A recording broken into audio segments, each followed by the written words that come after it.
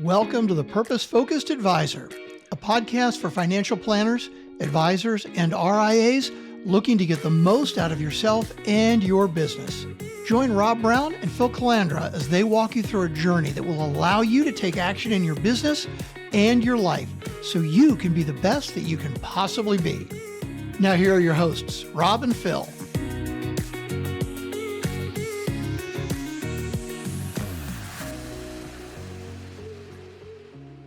Welcome, everybody. Time once again for another episode of the Purpose Focused Advisor.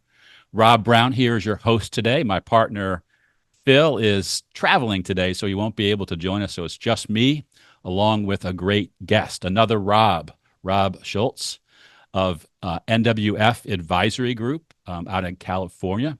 Rob specializes in working with physicians, and as he puts it, from residency to retirement. Rob, welcome to the podcast. Thank you very much, Rob. So it's great to be with you, Rob. Talk as we get started about why you got into the advisory business to begin with, and then maybe why you chose to focus on the physician market as you got started and have been doing this for over 20 years. Sure. Well, going through college, I was actually on the pre-med track, studying for my MCAT, and just kind of got tired of some of the chemistry side. Some of the subject matter stuff was less interesting, and so I thought about what to do and started taking some accounting classes. And I liked the finance side of things, but I kind of missed the personal relationship that public accounting had. That's my father's career track, and so I switched to personal financial planning because I thought that had a nice mix of financial planning, the technical side, as well as being able to interact and impact people's lives. So I liked the confluence of the technical side, but also the personal as well. Right. Great. But why physicians in particular? I know you mentioned medical school, and obviously you got to know a lot about that in that Sure. study. So but I had a mentor that when I was first starting out, I was trying to generate clients any way I could, but he had some great connections at some hospitals, and as a new advisor, I also had time. So it was a nice mixing of the two with my colleagues' connections and my ability to do the work and spend additional time, especially starting out on weekends and the evenings.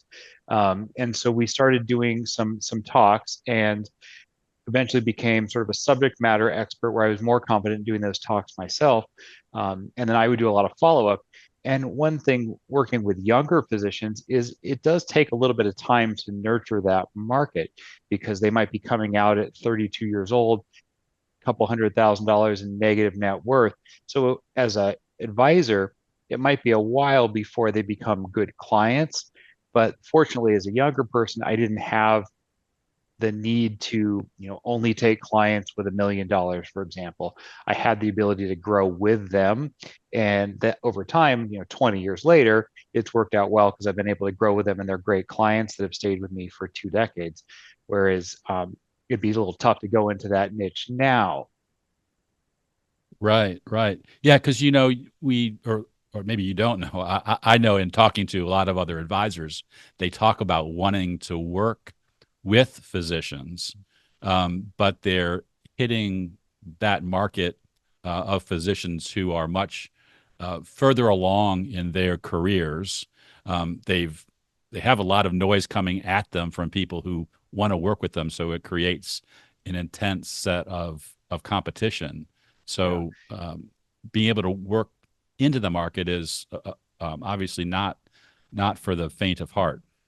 Yeah, and getting there early, and so they see that I was there with them when they didn't have anything, and it wasn't just for a dollar at the beginning, but that I took the time to progress with them. Now I would do work with people, newer clients that are established, but it's usually through an existing relationship, and so they're pretty good referral sources. They will network and communicate, with their hospitals and their practices, and so that's a pretty good way either doing the 401k plan for one of my groups where one of my existing clients brings me in, then I end up working with several of the other physicians at the the group, that's a nice way to get new clients that are established. Right, right. Yeah, the 'cause that's the thing about building a niche. There's once you're into that niche and you really know how to serve it, the natural markets that can, or the natural opportunities that come from that really build out because you're regularly running into situations where you can help people, or your current clients know how you've helped them, and they're, having uh, discussions over cocktails about the same problems, and you're the natural person that they would want to introduce. Yeah, and it's efficient. Working in a niche, whether it be the medical market or, employees at a large publicly held company, knowing the benefits package and not having to relearn it. So, for example, I have probably about 40 Kaiser physicians, and so I know their benefits package really well because I deal with it almost on a daily basis. Where if someone new coming in says, "Oh, I just got a client from Kaiser, I need to go learn about the benefits package," very complex. So they've got to start from scratch. And if you keep doing that for, you know, 200 different companies that your clients work for, that could be a lot of work. Whereas I tend to have a few large employers that handle like University of California system, Cedar-Sinai Hospital, Kaiser Permanente. So there's a few employers that I have a lot of people at. So it makes it efficient for me on the research side and knowing about like if they're at a publicly traded company. I have a lot of people at Amgen, so I know about their stock purchase plans quite a bit. So that's a really nice efficiency. And then also the student loan. So that's kind of an area that, as far as things that you need to do to get into that market, you really need to know about student loans because that's the biggest hurdle coming out of training for new physicians is understanding student loans. So if you're not fluent in the public service loan forgiveness and the repayment options, you're probably not serving that client very well. And it's a very uncompensated part of the business. I mean, you can charge hourly for it, but a lot of times you're just giving free advice to residents coming out of training because getting out of debt is their number one concern after they graduate their training programs.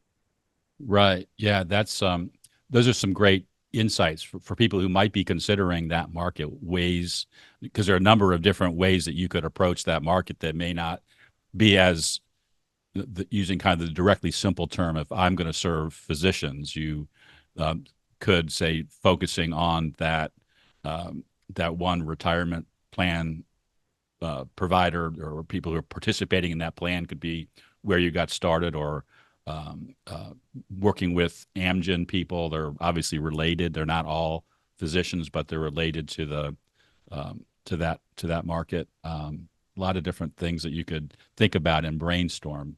Becoming the expert, though, is so important.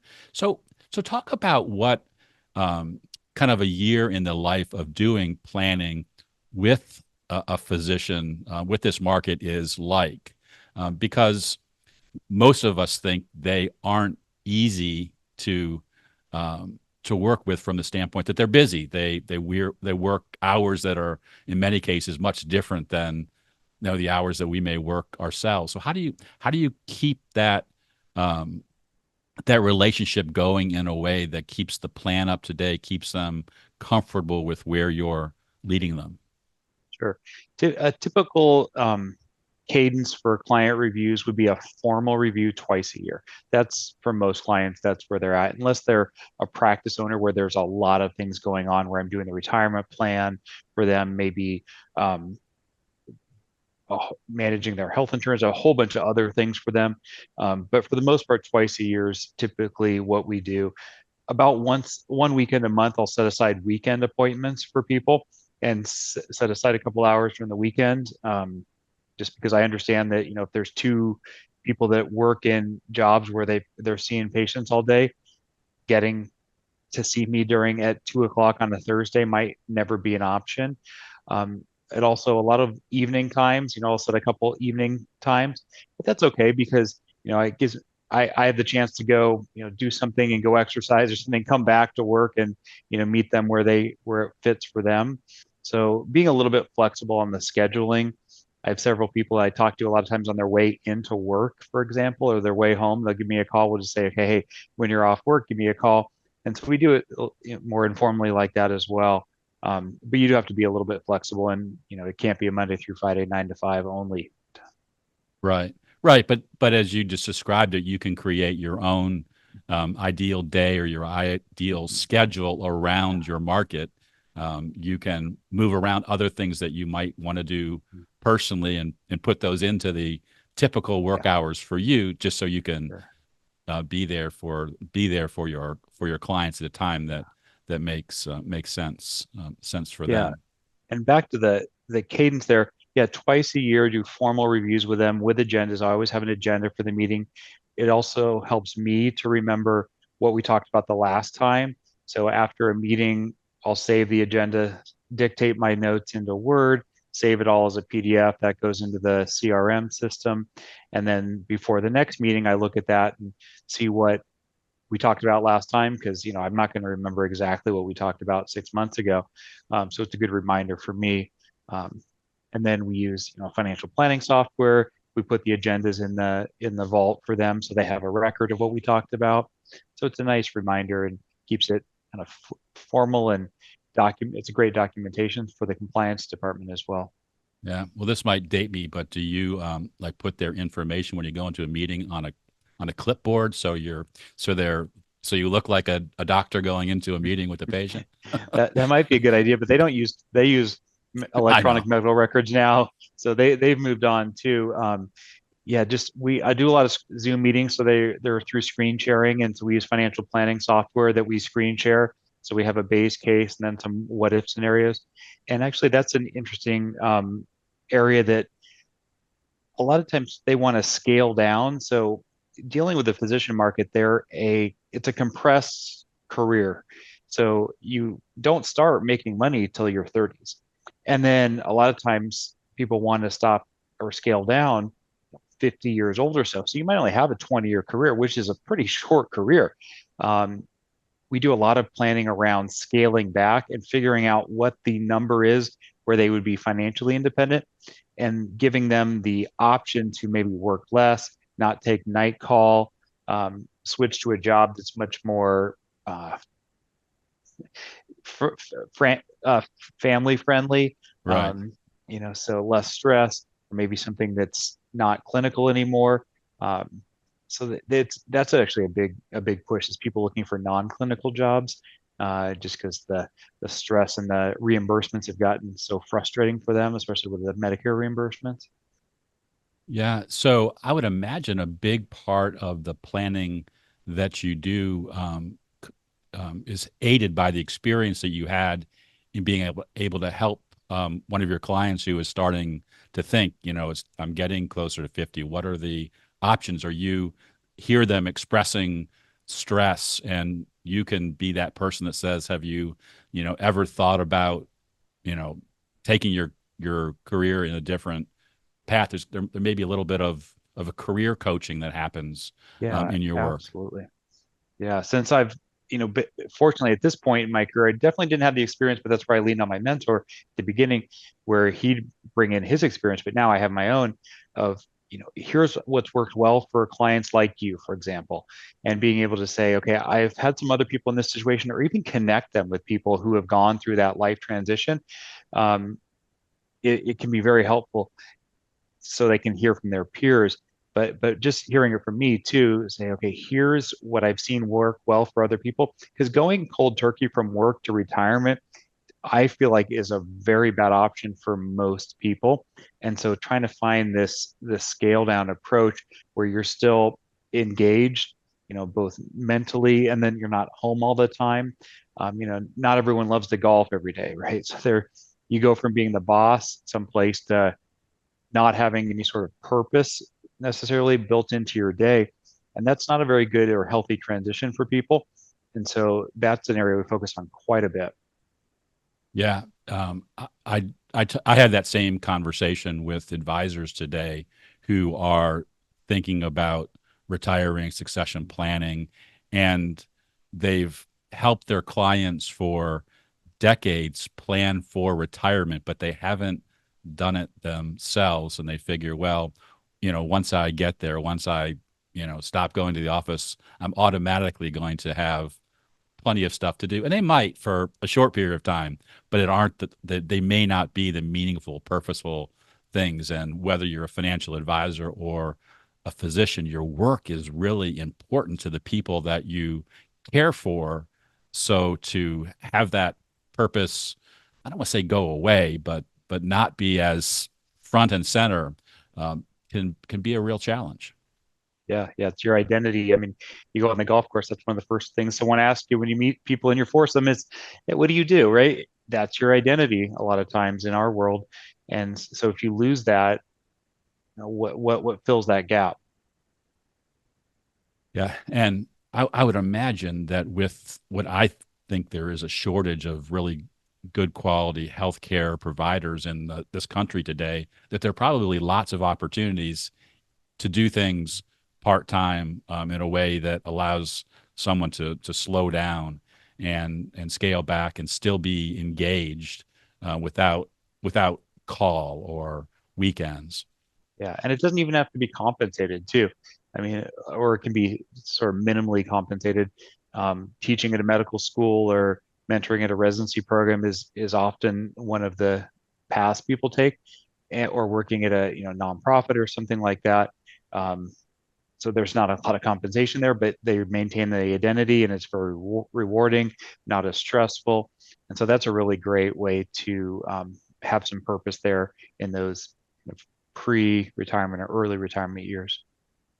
So when you are thinking about the environment that we're in today, what's a real big challenge that your clients are facing? Is there anything that really jumps out to you?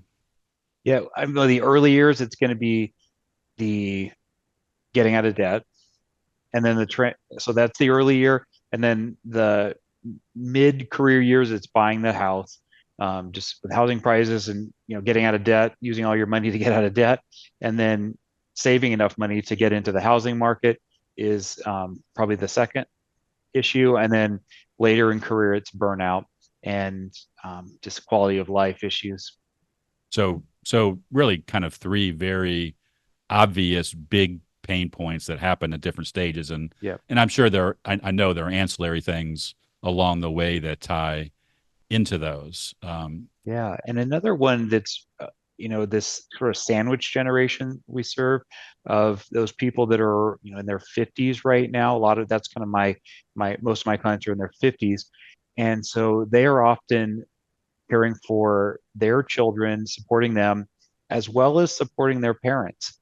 A lot of my clients are immigrant households, and as part of the culture, caring for their parents is a strong part of that. There's that responsibility and need to support them, as well as their own children. So, not only are they working full time, but they're also supporting the older and younger generation, and they all might even be part of the same household too. Wow, that's a lot of responsibility, and it's not like they get to take a break when they go into work to be able to think about those other things. They can't take, in most cases, the outside stuff with them. They've got to separate that, and so when they get home at night or when they get up in the morning, they have other things they have to plan for and think about. And having a good advisor to guide them through some of that decision making, is critical. Absolutely. So talk about your practice. What do you talked about how you got started. Um, what has given you the staying power to stick with this market and grow, a successful practice where you're now serving clients for decades? Mhm. Sure. It's just basically just doing the same thing for them as I'm doing for myself as they transition in their careers. And then what I've done now to scale the business, which is, one of the biggest challenges once you go from trying to find enough clients to dealing with, maybe having too much business, is, bringing in a succession plan where, my practice here is a three-generational one where we have my mentor who is in his 50s, myself in my 40s, and then a young lady in her 30s who, very qualified and is serving the next generation. So we're using now maybe me as the subject matter expert to give the talks to younger physicians, but she will be doing the hard work and doing the meetings on the weekends with them, helping them through the student loan payoff phase, and then we'll eventually be working with them as they start to accumulate assets. So what we've done is create this tiered approach. So her work is now with the peers that are graduating in their 35-year-old range coming out of training.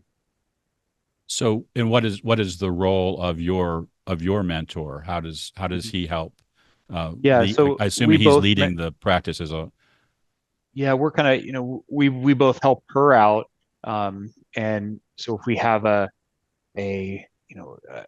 new client come in from one of our lectures that we give, I might help her with one of them. He might help her with another one of them. So we kind of split that work depending on expertise. And if there's someone that's looking at a job in a certain area where I've got some expertise, it's also just dividing the work.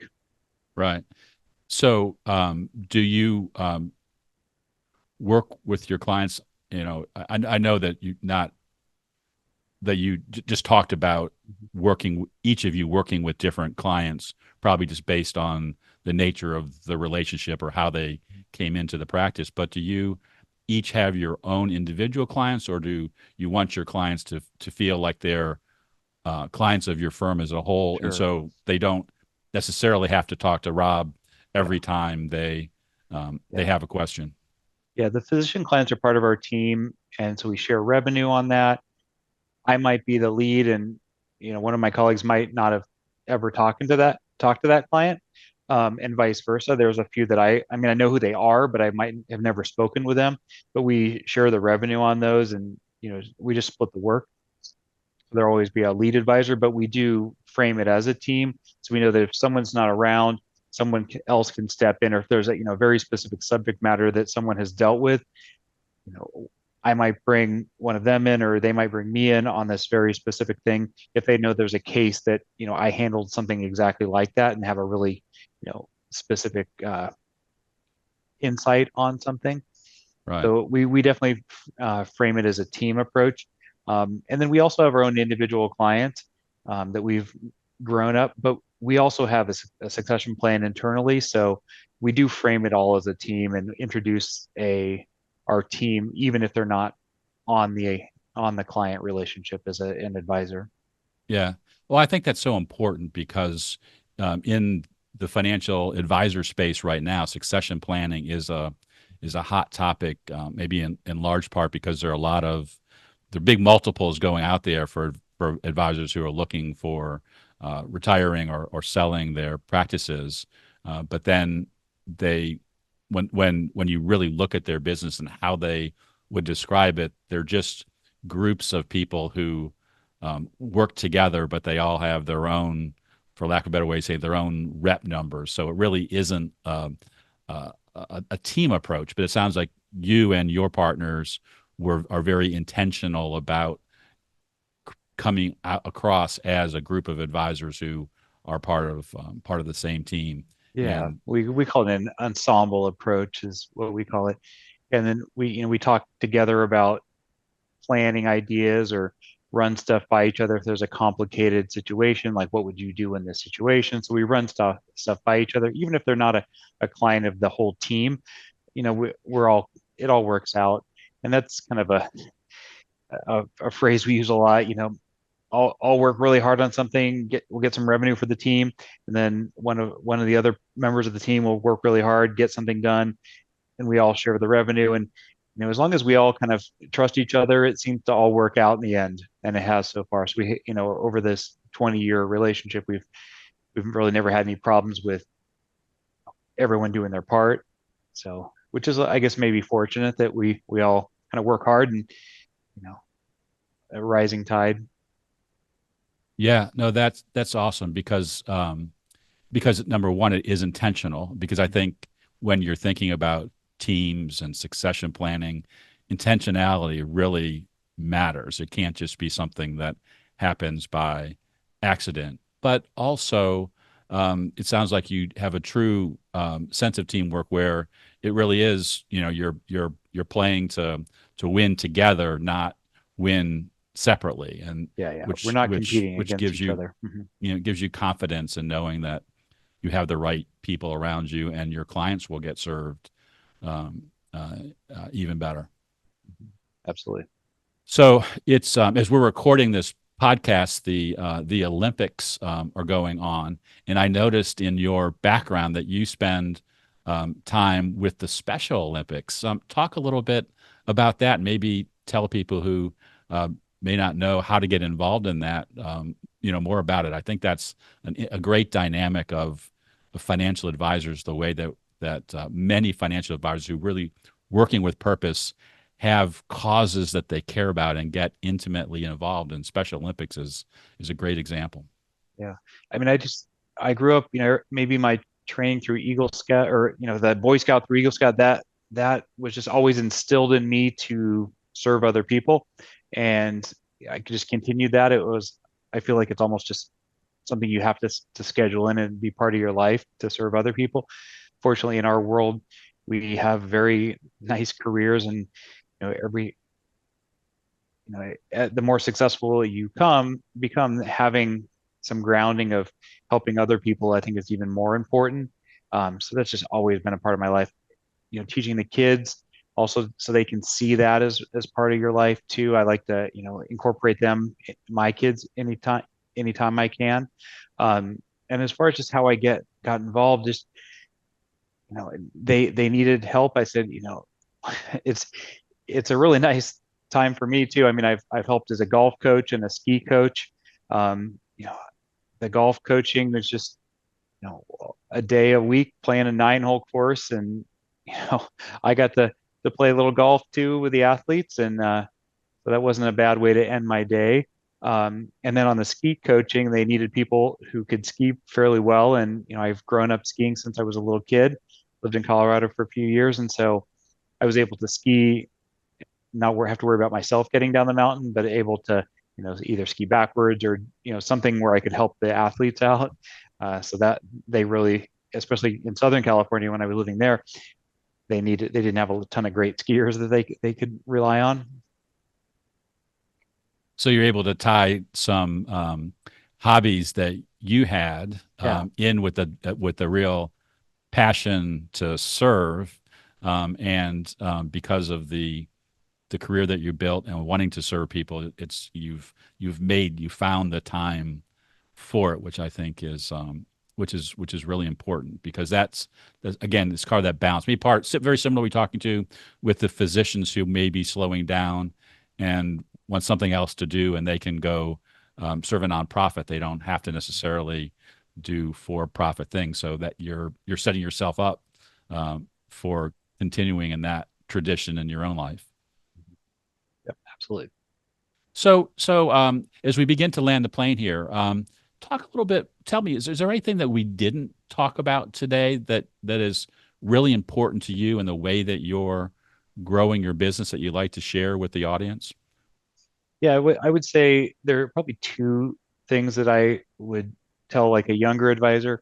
One thing is just to make things very systematized, and document things very well. So that's where I mentioned earlier, the agendas for all my meetings, just having a really nice, I try not to do things new every time. So having some systematized agendas, that's a really big part of my business. I think it's valuable for the client. It's valuable for me, both from, my knowledge perspective, for my follow-up, as well as compliance. So agendas are really important. And then just getting the hard stuff and not procrastinating things. I look at all the things I have in a day, and I try to focus on getting the hard stuff out of the way first. Because if it, gets pushed to the next day and the next day, it doesn't do anyone any good. And just focus and getting the more difficult things done first thing in the morning, and then you set yourself up for success that day, and you've accomplished something. Yeah, those are two great pieces of advice.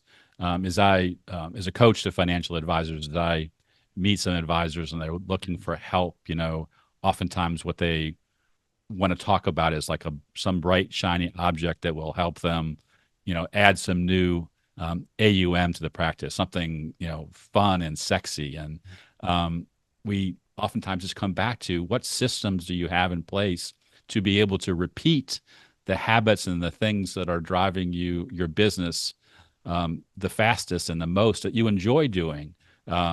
If we can figure out what those are and put those on a cycle where you're working on them every day, that tends to work better than anything else. And it might be something as simple as that agenda that you have for a client meeting, or the way that you block your time in the day to manage the different parts of your activities. And I love the idea of putting the hard things first, because it's so much easier to come in and go through your email inbox, check your texts, and that can take hours out of it's lunchtime and then you haven't got anything really done. Mm-hmm. Yeah, that's absolutely right. Well, Rob, this has been a great conversation. I really admire the very disciplined way that you obviously approach your business. Sometimes I think the word, that being disciplined, a lot of advisors love freedom. That's one of the great things about this industry, is there can be a lot of freedom, but I think true freedom comes from having discipline and knowing what's important, getting it done, because then you're able to go out, whether it's playing a golf game by yourself or playing golf with some special Olympians. You have time for it. That's the freedom that comes from that discipline. So I really admire that about the way that you describe your practice. Thank you very much. Yeah, it's definitely something I live by, and I kind of learned that it wasn't in the military, but learned that from the military friends, and it served me well in professional life. Yeah, it sounds like you really are great at learning from people around you. You can see this.